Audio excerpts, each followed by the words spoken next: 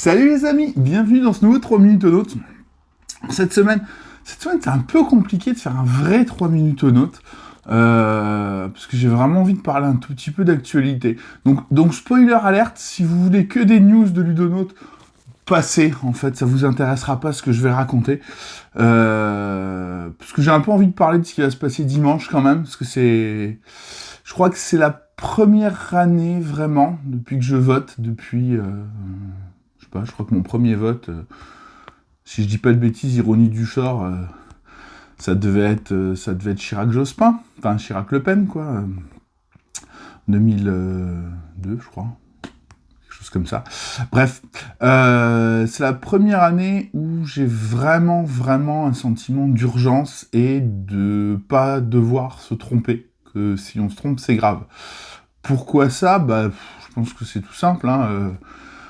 Le troisième volet du rapport du GIEC est sorti hier. Je crois que grosso modo, en substance, tu dis les gars, on a 3 ans pour changer, sinon le 1,5 degré, non, ce sera 3-4 degrés.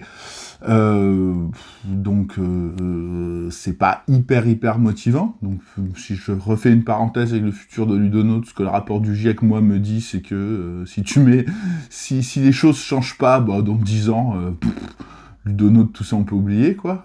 Enfin, tout le reste ailleurs, d'ailleurs, hein.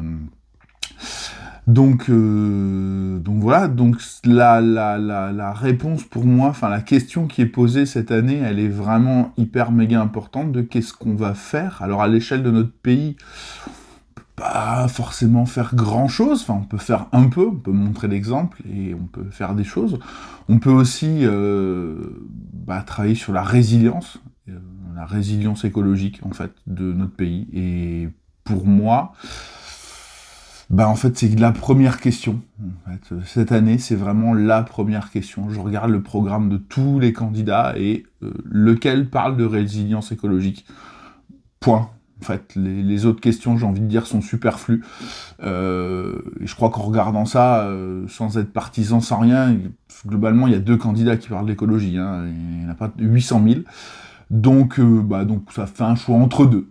Voilà, j'ai juste envie de dire ça, j'ai pas envie de vouloir dire lequel des deux, parce que lui est un peu mieux, l'autre est un peu mieux. Non, en fait, on devrait avoir un deuxième tour Jadot-Mélenchon pardon, pour savoir comment est-ce qu'on a envie d'organiser cette résilience. Mais en fait, la première question à faire, c'est est-ce qu'il faut la faire ou pas, et pour moi, la réponse, c'est on peut pas faire autrement. En fait, il n'y a pas d'autre alternative. Donc je crois que c'est vraiment la première fois que j'irai voter avec la boule au ventre, dans le sens, en fait, j'ai peur du résultat, en fait, c'est tout simple, parce que si on a un deuxième tour, comme il nous est promis Macron-Le Pen, en fait, on parlera pas du tout de résilience économique, du coup, on aura 5 ans de merde, quoi, en fait, tout simplement. Et donc, si je reviens sur le rapport du GIEC qui dit que les gros problèmes commenceront dès 2030 si on fait rien, en fait, 2030, c'est dans 8 ans. Si on perd 5 ans, c'est trop tard. Scoop, spoiler alerte, dans 5 ans, c'est trop tard. Donc, c'est maintenant pour atténuer un tout petit peu les effets, ou pas du tout, en fait. Donc voilà, mon choix, il est simple pour ce premier tour. Et en plus, moi, comme je disais tout à l'heure, hein, mon premier vote à la présidentielle, ça a été un deuxième tour Chirac-Le Pen, quoi, où Chirac était à 82%, etc. Et il y a eu encore un deuxième tour extrême droite l'année dernière, la dernière élection. Ça a descendu, et là je vois sur les réseaux sociaux, je vois partout, je discute avec plein de gens autour de moi, j'ai énormément de gens qui parlent de rage à Macron maintenant. Je juge pas, hein, je dis pas c'est bien, c'est pas bien, de toute façon comme j'ai dit avant, globalement, par rapport à la résilience écologique, les deux, ça changera rien. Donc in fine, pour le futur proche, ça changera rien. Et donc en fait, ce discours-là qui se propage, il est compréhensible, du coup ça donne une fenêtre à l'extrême droite comme jamais, quoi. Et si à l'heure où il est urgent, il est hyper méga urgent de serrer les coudes pour avoir une réponse collective, en fait on donne une réponse, on continue le capitalisme sauvage et on se replie sur soi, c'est mort en fait. c'est mort, il n'y a pas d'autre solution. Voilà. Bon, sur ce, je vais m'arrêter. Je vous promets, ceux qui ont tenu jusqu'au bout.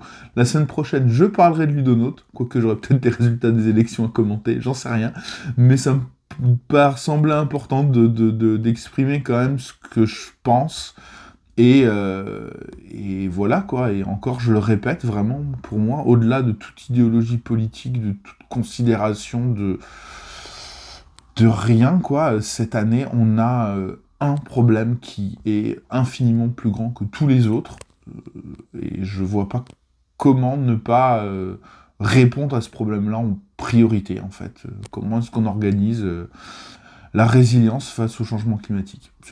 Voilà, il y a juste une question qui est juste la plus importante de toutes. Et donc ma réponse, bah, ce sera, comme je dis, ce sera un des deux. Voilà, je laisse le suspense, parce qu'il est très très grand, mais parce que y a que eux qui en parlent en fait. Peut-être il y en a un qui est un peu meilleur que l'autre, j'en sais rien. Je le dirai pas, voilà. Et bah voilà. Bah sur ce, je vous fais des bisous et je vous dis à la semaine prochaine pour un nouveau 3 minutes au note. Salut, salut!